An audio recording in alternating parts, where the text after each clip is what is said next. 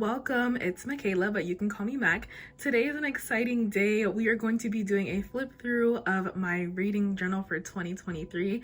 Last year was my first year doing a reading journal, and it was just a lot of fun to track the books that I was reading in like this creative way. I loved it, and I cannot wait to start my reading journal for 2024. I loved how my cover page turned out, and I love the colors that I use and the quote over here, everything. I just like this page. I think this is really cute.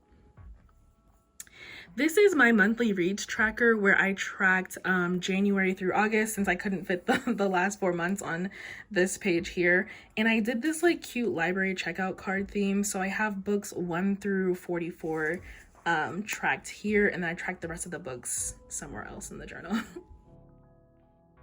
This is my alphabet challenge. I obviously did not complete this challenge. Some of these letters like X, Y, Z, Q, it's hard to find books that start with those letters, but I'm actually very proud of how many I was able to accomplish. This was pretty fun to do, but I don't know if I'm gonna try to do this next year. I also did the alphabet challenge graphic novel edition, and although I read even less graphic novels than I did for the alphabet challenge, I am very proud of myself because this accomplished the job. I wanted to read more graphic novels this year, and yeah, to be able to read this many I thought was pretty good. Here's my quotes page. I thought this quotes page was gonna be filled to the brim with quotes, but if I was being honest, I forgot about this page, so I didn't pay attention to certain quotes or like take notes of certain quotes. And then you'll see like some of the pages have like the quotes written in the spreads. So yeah, did not fill this up like I wanted to. This was my series tracker. I'm not a huge series reader. I used to be, and I really wanted to start getting more into series this year. So this is just where I tracked some of the series that I was reading. And here is a quote right here. And then this is September through December reads. I had this entire plan to like decorate the bookshelves with like seasonal decor. That did not happen. I honestly think I prefer this tracking method than the bookshelves. It's cute, it's fine, but I just didn't do it how I wanted to. And then I ended up just kind of doing this last minute. So this is my first time doing a reading journal, as I mentioned, so I just it jumps around a bit. So we're getting into our very first spread. I probably won't talk too much about the books or the spreads since I have separate videos on those, so I'll be sure to like link the playlist so you can go check all of those out. But these are kind of like my beginning. So this is from February. These are from January, and you can see that I don't really like the way that this page looks. Legends and Lattes looks excellent, but yeah, I'm not a huge fan of how some of these pages turned out in the very beginning. I was still trying to figure out what my style was and, you know, what I wanted to actually track and design. Here is my book bracket with the best books of each month. And then here are the breakdowns of each of the brackets. So I personally wanted to randomize my months. I didn't really want it to be January, February, March, like all the way down. So I had January going against July. So the book lovers against the Love Con and book lovers won. And then I had March, that time I got drunk and saved a demon, going against November, which was Heartless. And that time I got drunk and saved a demon won. Heartless is one of my favorite books, and it was like my 5th time rereading this. So I honestly didn't think it was fair to move this one forward. I wanted to give someone else a try, but they're both really good books. So December, Kiss Her Once for Me, went up against June, The Darkness Outside Us, and The Darkness Outside Us won. And I'm Glad My Mom Died went up against The Unhoneymooners. Now, honestly, I didn't want to put I'm Glad My Mom Died in this like best of the month because it's a little weird for me to like rate somebody's memoir against like a fiction book or whatever. But I only read 3 books in April, and there was absolutely no way that I was going to pick any of the other 2 books over this book because they weren't that good. So So I didn't want to keep having to like rate I'm Glad My Mom Died against other books. I just didn't think that was tasteful in my personal opinion. So The Unhoneymooners did go forward. This is another one of my favorite books anyway. So that one did go forward. And then I had September, which was Fourth Wing against August, Sometimes I Lied, and Fourth Wing won. And lastly, I had October, which was Never Lie, against May, That Time I Got Drunk and Needed a Love Potion at a Werewolf. And That Time I Got Drunk and Needed a Love Potion at a Werewolf won. So coming down to this bracket here, it was Book Lovers against That Time I Got Drunk and Saved the Demon. Kimberly Lemming has had me in a chokehold. I'm not gonna hold you. Like, I loved her books, so that one obviously won. The Darkness Outside Us against The Unhoneymooners. The Unhoneymooners was another reread, and I mean, I just personally like The Darkness Outside Us better anyway, but I didn't want this to go any further because I didn't think it was fair. And then Fourth Wing against That Time I Got Drunk and Needed a Love Potion at a Werewolf. Fourth Wing won, but I mean, that was a good book too. And finally, we have That Time I Got Drunk and Saved the Demon against The Darkness Outside Us against Fourth Wing. And if I'm being honest, I didn't even need a book bracket to tell you what was my favorite book of the year. Like, let's be honest. This book, this book was so good. I just absolutely freaking loved it. And it definitely deserves to be my favorite of the year for sure. The Darkness Outside Us. Here is my top 10 of 2023. Because for example, there were some months like, I think it was like September was a really good reading month. July was not that great of a reading month. So there were books that I read during those months that I obviously had to pick one to be here. So these are my top 10 of 2023. All of the Mead mishaps in the like main series. And then of course, The Darkness Outside Us. Wash Day Diaries. This is a super fantastic graphic novel. I love this book so much. Of course, Heartless and The Unhoneymooners were rereads. Kiss Her Once for Me was just a super cute romance, like Christmassy book. Fourth Wing was good, and The Hotel Nantucket was also pretty good. And then we jump right back into some spreads. Yeah, so basically for some spreads, I would do like these book covers. I would do like drawings. Like I just try to make it fun and make it different and make the pages kind of like either look like the book covers or have something to do with what the book is about. I also tried to group similar books together or similar like themes together. So like Foul Lady Fortune had these like vials. That Time I Got Drunk and Needed a Love Potion at a Werewolf had these vials. So I put them on the same page. This is one of my favorite spreads because this book was really cute. It was like a middle grade graphic novel and I just had so much fun painting this. I just love how this turned out. So this book and these books here were part of my Read the Rainbow challenge. So I tried to like stick to these like specific bright colors. This book's just so gorgeous. Like the cover of this book is so gorgeous. I definitely knew I wanted to like have the picture of him on this page. This was also another part of my Read the Rainbow challenge. This is like made with handmade paper. This was super fun to do. And the paper, I just love the feel of it. I also lettered this quote here. And my other reading challenge that I had was the 2022 Goodreads Choice Awards winners. I did not read as many books as I wanted to from this list. I had already read Heartstopper and The Maid in 2022, so I just noted those there. I really enjoyed Book Lovers. I really enjoyed I'm Glad My Mom Died, and I really enjoyed The Office BFFs. I then decided to dive into like books like Tomorrow, Hidden Pictures, and Lessons in Chemistry, and they just like were not that good. In my personal opinion, it wasn't what I thought they were going to be. I did start Carrie Soto Was Back. It's not really holding my my attention. I also started Call Us What We Carry, but I had to turn it back in and then I forgot to kind of get it again. And then I also started Bad Gaze, which I really liked. But it was a book that I know I'm not going to finish in like a month. I know it's gonna take me time to just like sit down and like chip away at it. So I just like didn't really get back to it once I had to turn it back into the library. Here are some of my other spreads. Oh yeah, so I got this the Neapolitan journal from Archer and Olive. So it has the white pages, the brown pages, and the black pages.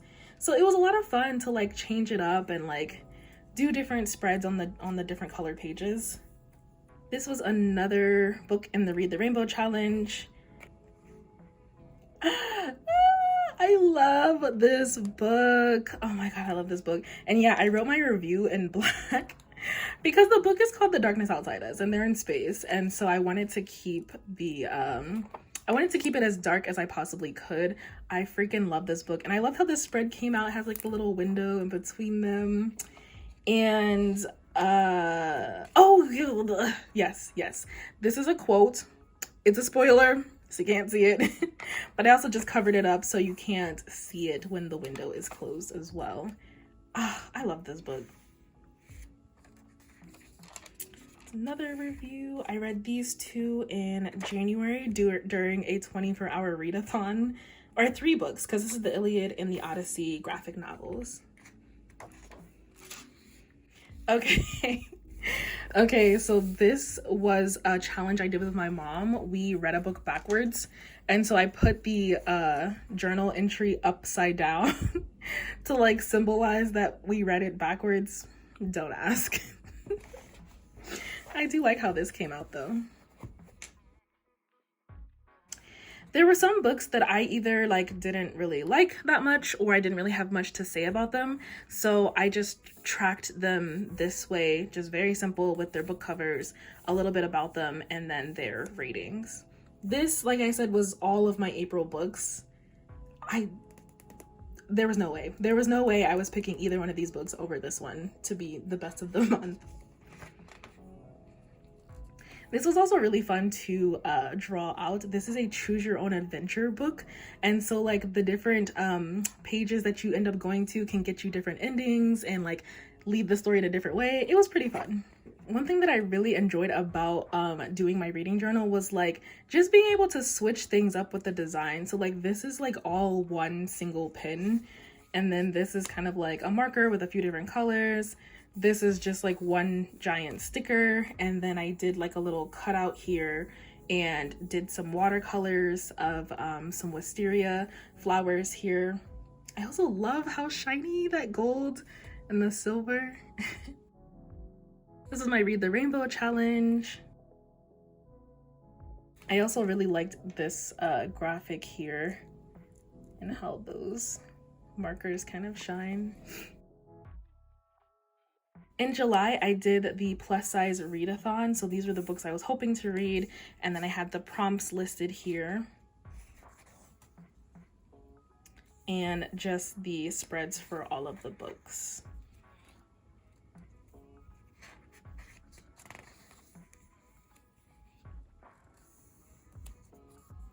A lot of my pages, I did mostly just artwork from the book covers. Okay, so I made this page like midway through the year called Girl Read These Books, and it was basically like my priority reads for the rest of the year. And yeah, these are the books I wanted to read. Some of them I obviously didn't get to, and some of them I did get to. I also had this page that said, girl, stop reading these books. And basically it was where I was going to put all of my books that I DNF'd. I didn't DNF anything for the rest of the year. I'm not the best at DNFing. I need to get better at that. But I soft DNF'd a couple of them, but I didn't want to add them here because it's not fair. I'm going to definitely read them. I just didn't read them last year. And of course, another kind of like simple spread for books that I didn't really have much to say about. Same with this. Although I did like how I incorporated like a little piece of something from the book, like a little illustration. So I think I might bring that into my journal for this year as well, instead of just like doing a simple box. Okay, so I really enjoyed the versatility of being able to use the Neapolitan pages, but as you can see, this entire section of black pages is like paper clipped together because the black pages, they kind of smear and smudge onto each other. So I mean, and this one's not necessarily, this is not really the fault of the page, but I guess it's like the kind of paint that I used, it transferred over onto that side. But all these other ones, I had to put these sheets of parchment paper in between each of the pages in order for the pages to not like rub off onto the other one. So that's why I have to walk around with it paper clipped so the parchment paper doesn't fall out. But this is the spread for Sometimes I Lie and Rock, Paper, Scissors.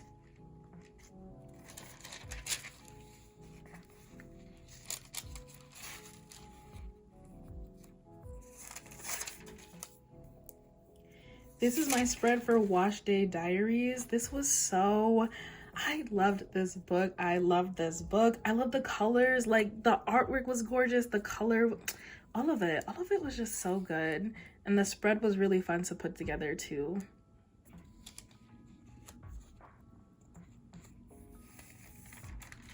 Here's my spreads for Never Lie and The Housemaid. So you can see it a little bit here. Like, I did this white pen on this page, and then like it kind of just rubs off a bit. So yeah, not the best. It's not the best. I love how colorful this one is. Okay, so here is my hotel spread that I didn't really get to finish, and it's not necessarily my favorite, but I essentially made this like hotel facade, and then I have the doors over here, and I read books that centered in hotels, or like the setting was in a hotel, and then I have the doors here with the reviews behind them. Well, there were 2 more hotel books I was supposed to read that I did not finish. So yeah, I didn't get to finish my hotel, but I wasn't super invested because I wasn't super happy with the way this turned out. Although Archer and Olive says that their journals take watercolor, it's not the best paper for watercolor in my opinion, but you know, to each his own. I think if you do it correctly, and it very well may be the user, it's probably me. Maybe I used too much water, I don't know, but I didn't like the way that this turned out.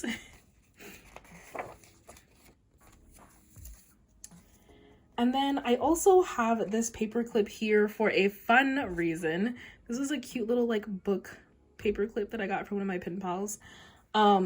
So I have this Fourth Wing spread, and it's like this 3D spread where you can like open up each layer, and I just used the little paper clip here to keep them all together. Just a continuation of all the colors of the dragons and the different tails of the dragons. I really love how this one came out. I thought this was super cute.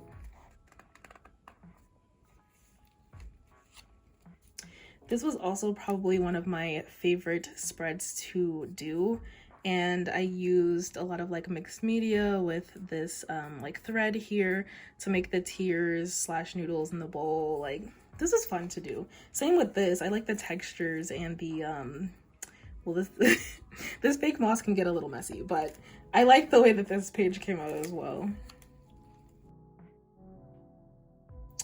I didn't let my paint dry enough before I closed the book, so it kind of it kind of got a little messed up there, but it's all good. It's all good. Here's my stats page. I read 69 books, and here are all of my ratings. I gave 17 books 5 stars, 16 books 4 stars, and 13 books 3 stars, and then obviously you can see like the 0.25, 0.5s right here as well. And I read 91% fiction and 9% nonfiction, which I thought was pretty good because I didn't really have a goal to read, you know, a certain number of fiction or nonfiction, but I think I want to be more intentional about reading nonfiction this year. Also, here is my genre stat. I'm not surprised.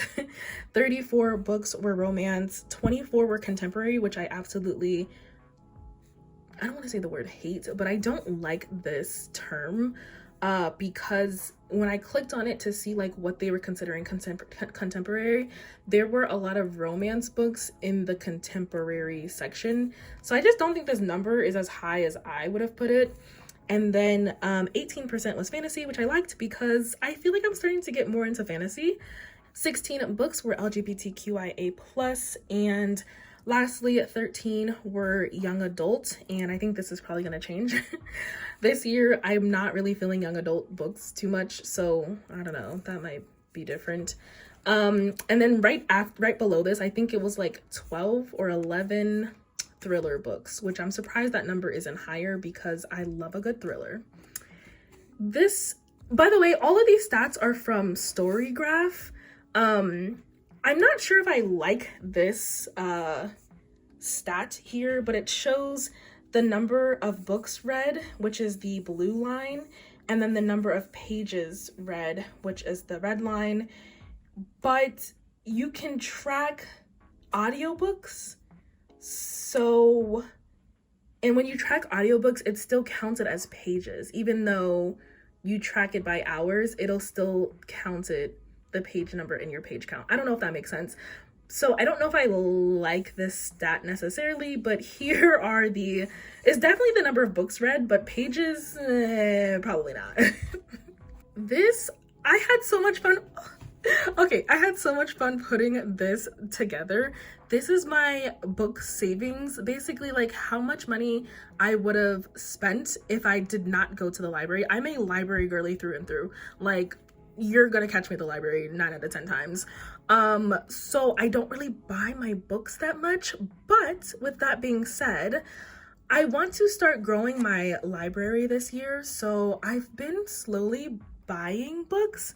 It's just something about the idea of like buying a book that I've never read that gives me anxiety, because what if I waste my money? Like, I don't want to waste my money on something that I've never read, like something I don't know I would even like, if that makes sense. I don't know. So the way that I broke this down, I read 69 books and I put 365 days. And then I read 66 books from the library, and I just basically went and added the total price for like how much that book would be at like Barnes and Noble or whatever. And so that was $917. And then I bought 13 books, which was $243. A lot of the books I bought were like special editions or signed copies because I was like, this number seems really high. And then I applied the book baddie discount, meaning I go to the library. That is the library girly discount. So I subtracted the 917 from that. So the total I spent on books was $243. And this was the total savings. $674 is how much money I saved by going to the library and not buying books.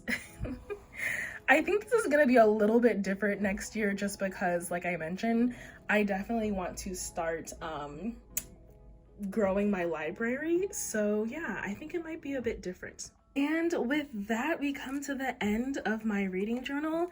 It is by no means actually like finished. I have a couple of pages left that I do not plan to waste. I 100% plan to use these pages. I'm thinking about utilizing this space for like challenges that are going to last a lot longer than a year.